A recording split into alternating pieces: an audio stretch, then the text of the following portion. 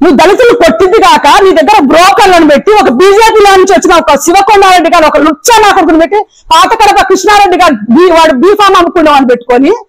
వీళ్ళందరూ నీ చిల్లన్నా కొడుకుల దగ్గర పెట్టుకొని ఓటరు శివగాడు ఎవరమ్మా వాడికి ఎత్తుకొచ్చారమ్మా ఓట్లు ఎవరమ్మా వేసేది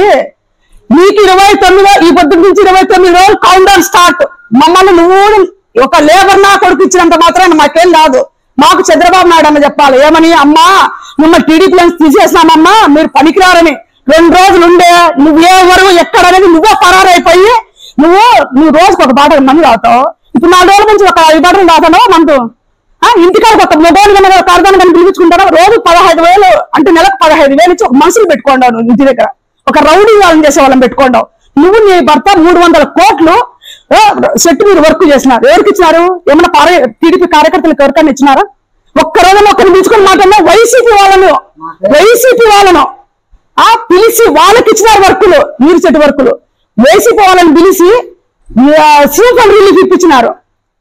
వైసీపీ వాళ్ళని పిలిచేసి అందరూ వాళ్ళకు వైసీపీ వాళ్ళకే చేసుకున్నారు తప్ప పెద్దిరెడ్డి రామచంద్ర రెడ్డి బినామీ కాబట్టి నువ్వు ఎందుకంటే నితిన్ రెడ్డిని అడ్డ పెట్టుకొని నువ్వు టిక్కెట్ తెచ్చుకొని రోజు నువ్వు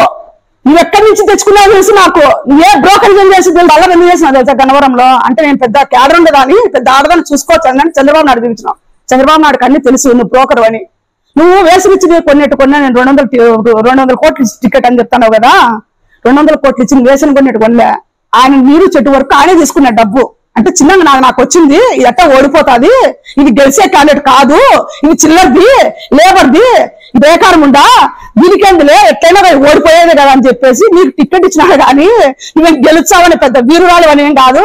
శివకొండారెడ్డి ఇప్పుడు చెప్తానా ఏ లంజా కొడుకైనా మహిళలను విమర్శించి ఫోన్లు చేయడం కానీ మా సస్పెండ్ గురించి ఎత్తలన్నా జరిగితే మెట్లతో ఈడ్చి కొడతాను కొడగలరామని అనుకుంటారేమో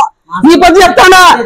మాసాపేట సర్కిల్ నీ వ్యాన్ కనపచ్చగాలుచా నీది ఇప్పటికైనా పెట్టుకోండి చంద్రబాబు నాయుడు మేము భయపడం చంద్రబాబు నాయుడు మేము అడుగుతాం మెట్టించినారు కదా టికెట్ అని నీలాంటి లోపల నుంచే కట్టించిన టికెట్ ఏమనంటే కడప నువ్వు నిన్న రవిచంద్ర వచ్చి ఏం మాట్లాడినా రవిచంద్ర నాయకుడు చిల్లర వాళ్ళు అంటావా మమ్మల్ని నువ్వు చిల్లర్లని చెప్పంటావు నువ్వు